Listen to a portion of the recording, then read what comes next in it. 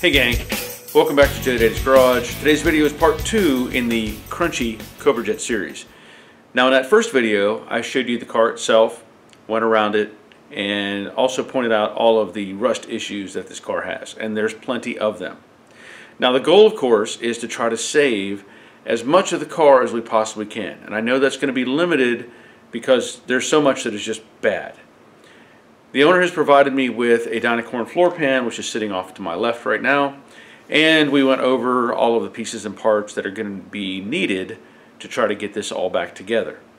So for this video, what I want to do is start disassembly, as in removing the doors from the car, removing the hood from the car, removing the trunk lid, and cleaning out the interior, whatever's there, as much as I can, and trying to reduce the weight of the vehicle as much as I can. The goal is to put this body on that frame jig that I built, and with that I want to be able to add some brackets or bracing to that to support the body by the pinch welds. The idea is if I can separate the floor pan per the way that the dynacorn floor pan is built, where it has the inner rocker panels attached, then I want to remove everything, including the inner rocker panels, from the Mach 1. But if I use my boat jig, I can set the car on there and verify everything is in the right place, and use that as a template when I go back to put the floor pan in.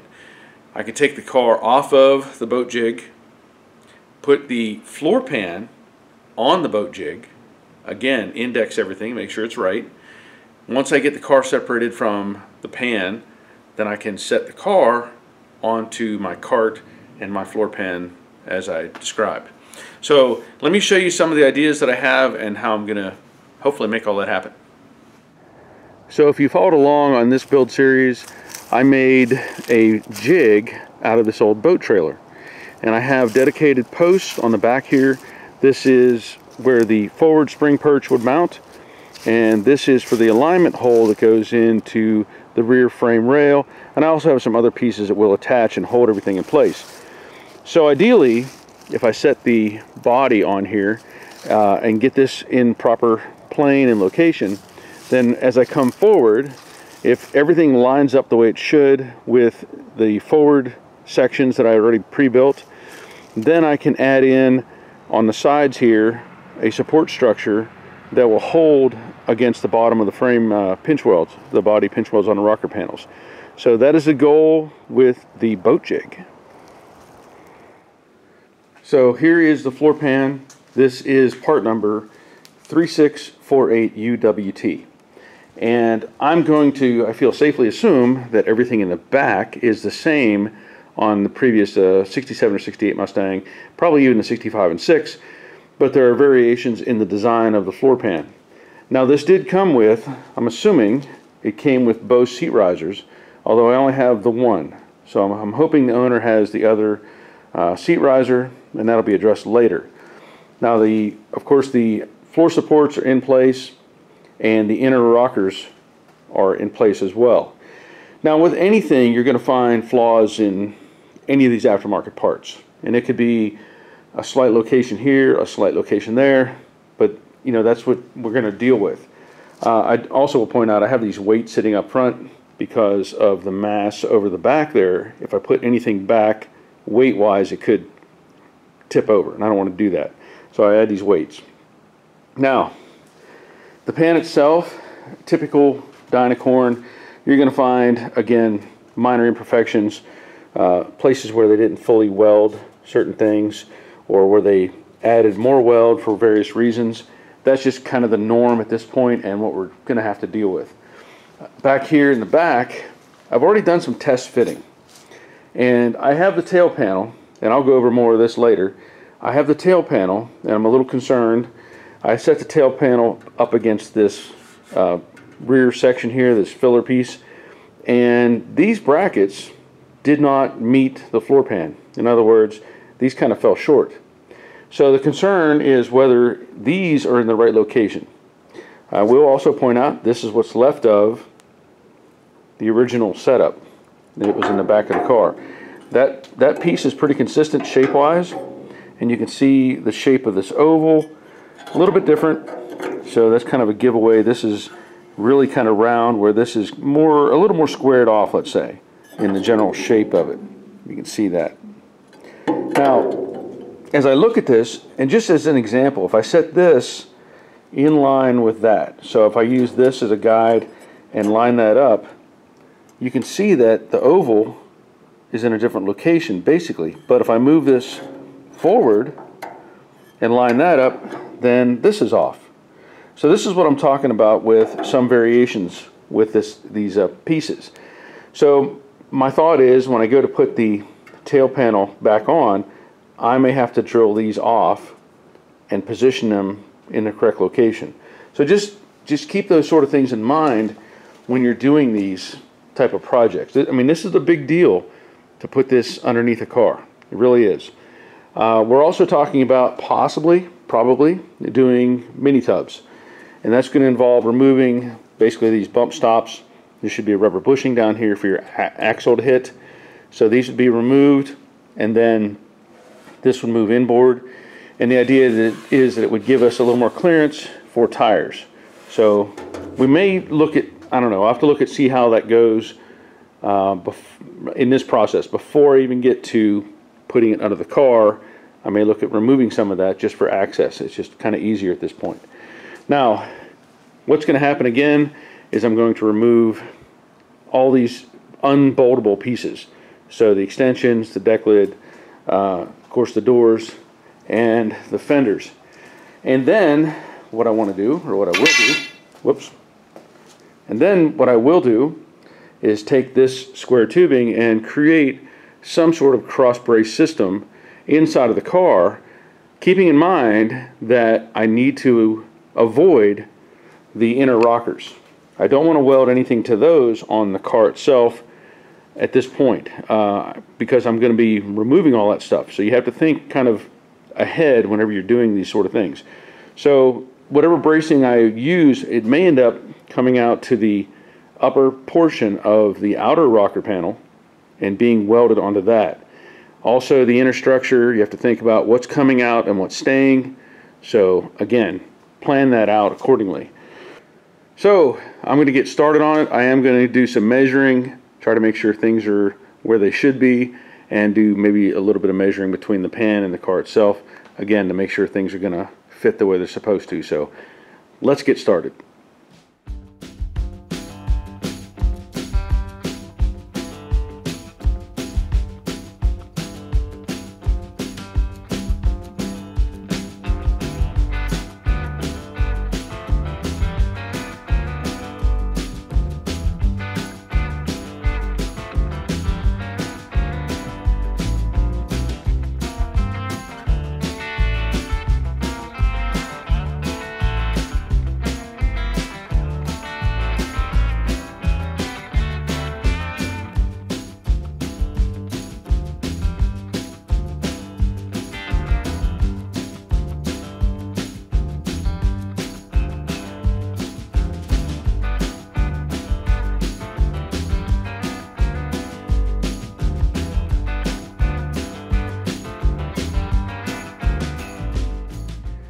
Okay, I've made some progress, and I've made the car lighter as well. I was surprised somewhat how much rust came out of the hood. So that was all up inside. Back here, I started to remove everything around the door. I was able to save, of course, the trim piece and the ever critical roof rail or drip rail trim. This piece, of course, is the filler back here by the window. That's really not worth having. This little piece here goes over the overlap for the rain gutter, and the screw was so bad I had to drill it. Now, I will say, you know, we've already talked about the fact that we're going to replace the entire upper roof skin, and the owner is getting a complete side for this, which is going to be great because I can salvage or use the bulk of that to replace all of this stuff. The inner structure up here, as I was afraid of, it's bad. There's a lot of it missing, like that. So I will take that bed or that side and section out what I need to keep as much as I can back here. And depending on how things go, I know this may sound controversial, but I am going to consider whether I need to just pull the quarters off or not. I'm going to try to avoid it, but if I have to, I'll take the quarters off and then put the bulk of them back on. I know everybody's going to have their opinion on that, but the difficulty is getting up in here and rebuilding all of this stuff. So we'll see how it goes. Once I get the other pieces, it's going to help a lot. But as I continue on, I have removed, of course, the deck lid, as you saw, and that, I mean, there's a whole lot of rust there as well. So once I get the other door off and the trim and all that sort of stuff, I'll clean out the inside and start working on getting my bracing put in so that I can get it up on the lift. So we'll see how it goes. Crunch.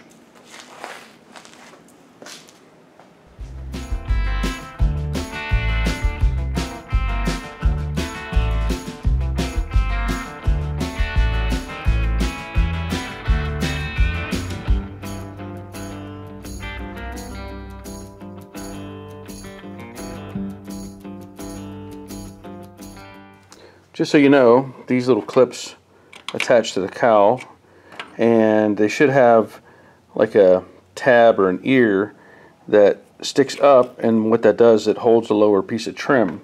There's also little clips here with a rubber stopper on them. That's to set the windshield. There's one of the other clips, but that's to set the windshield in place and hold it from coming down onto the cowl. The cowl itself, we already know, is bad. And of course these clips will have to be replaced as well. All this stuff is just really bad. The cowl itself, or I should say the filler panel up on top here, which is in actually pretty decent shape overall. It was held on by screws, and some of them came out with the screw gun, and some of them, as you saw, I had to take the grinder and actually grind the head off because they would not come out. So at this point I'm going to leave the wiper motor and all that in place. I honestly doubt that even works, but I'm just going to leave it all in there. I don't want to mess with it. I'm going to continue to remove the trim around the windshield and try to get the windshield out in one piece and set it aside. We're going to see if we can save the windshield, if it can be cleaned up or whatever, but I'm going to be, you know, as careful as I can and get it out of there. I did get the other rain gutter off of the other side. I should say, the rain gutter came off with the trim, just like it did on the driver's side. I ended up having to cut it to get it loose because it would not come off of the piece of stainless. And one other observation, when I took out the quarter window, the driver's side did not have this attached. The cable was broken. So it was on the passenger side. Not that it matters, this is not usable. But the scary part was, this piece, it's literally held together by nothing. I mean, I pulled it out and I felt this thing kind of pull away from my hand, but there is basically nothing holding that on. So of course this will have to be replaced as well.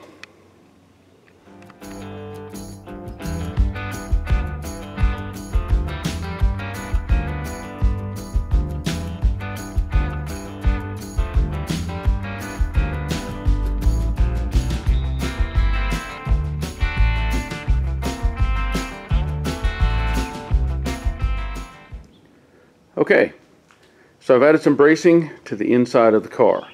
If I didn't already show it, I added cross bracing to the front section here.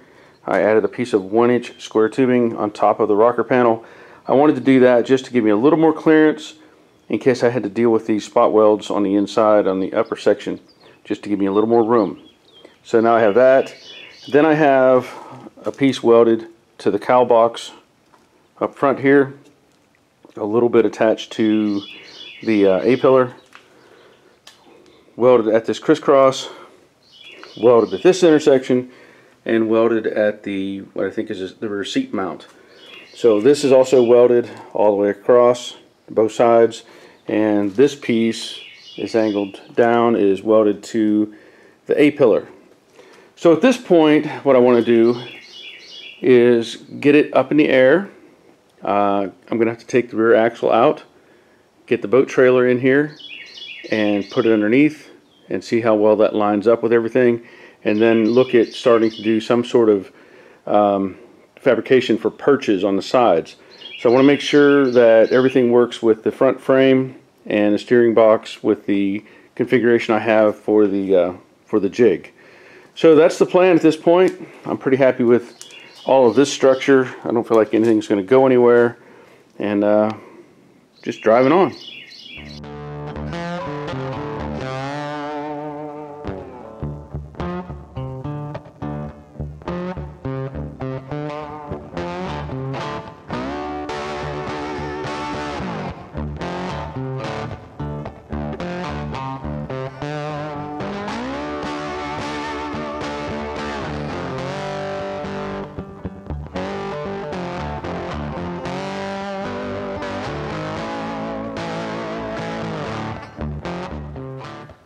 Well, okay, it's up in the air, and it seems like everything is in the same place where it needs to be. So, yep, it doesn't look any better from the bottom than it does from the top. Not surprising. Now what I started to do is I took the cables loose for the parking brakes to get those out of the way, so that when the rear end comes loose, it'll be able to roll.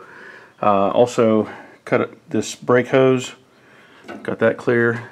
Now looking at the bolts, I'm going to try to put some penetrating fluid on these, let them soak a little bit. Still has the cover on the inside.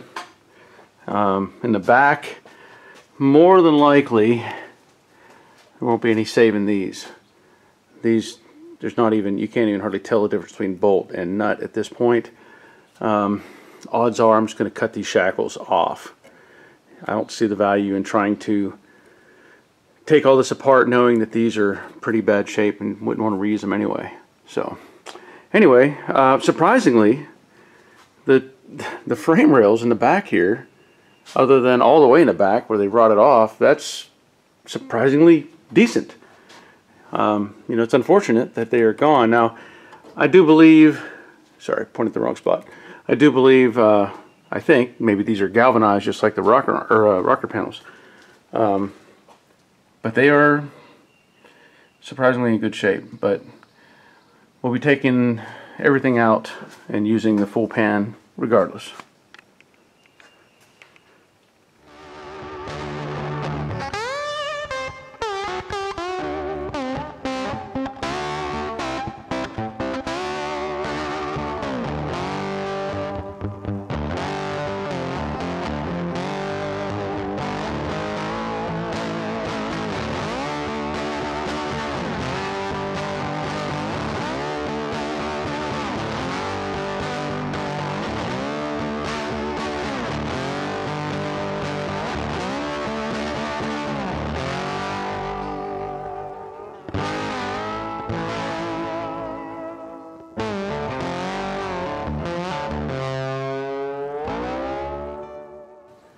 Okay, so the plan now that I have the rear end out from under the car and cleaned up everything is to get the boat trailer underneath. And you probably saw, or if you remember seeing me build this, one thing I changed on it just today was this. I had a designated straight through hole. The problem is when you try to put this together, the car coming down needs to be bottomed out correctly. And when I was taking this apart, taking the other car off, the 68 that I had a hard time getting the bolts out. So I thought, why do I even need that? Because the weight of the car is going to sit on it. So at this point, what I will do, or what I have done, is put the bolts back in the front shackles.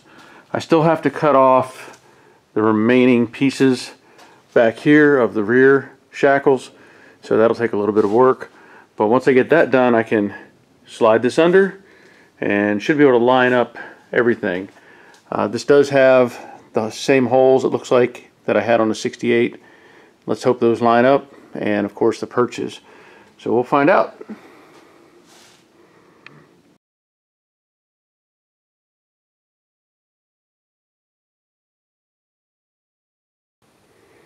Well, it's been a productive day.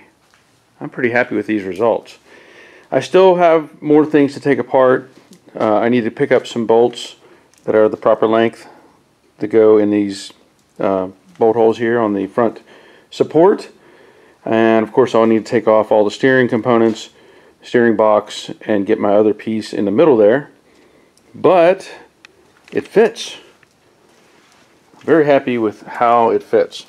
Cutting those notches in the towers here made all the difference, dropping it down on. And in the back,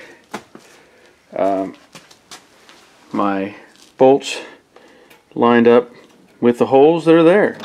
So I'm pretty happy with how this looks right now. Of course, like I said, there's still some more things I need to do. I will be creating some sort of support structure for the rockers. I don't know if I'll be adding another piece across or what just yet, but I will make a perch of some sort for both the front area and the back. So just to help align the floor pan with the body pieces. And also we're going to need new brake pads. Yeah, these are definitely worn out, so I'll have to get a set of those and put on there. But yeah, it's been a good day. Okay, it's been a very productive couple of days here, and I'm excited. I am. You know, I love doing sheet metal work. The tearing apart, the welding together, the fabrication, all that stuff, that's my thing. I love doing that stuff. Now, it would probably be pretty extreme for most people. I'll just say that. Most people are going to avoid this because it's just too much. And I understand that.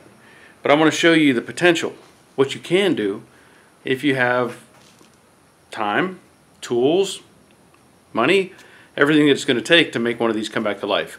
So this will be the end of this video, but there's another one in the works already. And I want to thank you for watching. If you would, you know the drill. Leave a thumbs up. Leave a comment, let me know what you think about this video.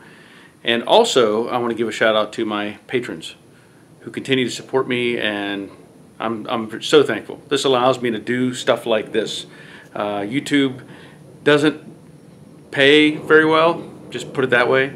But if you are interested in helping out in any way, you could join Patreon. That would be great. If not, use my links to Amazon or any of my other products that I have affiliates to, which I've demonstrated before, like the Evolution Power Tools that I've demonstrated, the Yes Welder program, the Loki Thor jump starter stuff. You know, any of those that you can make a purchase on, that would be great. Or you can just use Amazon and use my links and help out there. So anyway, again, thanks for watching, and until next time, take care of yourselves. See ya.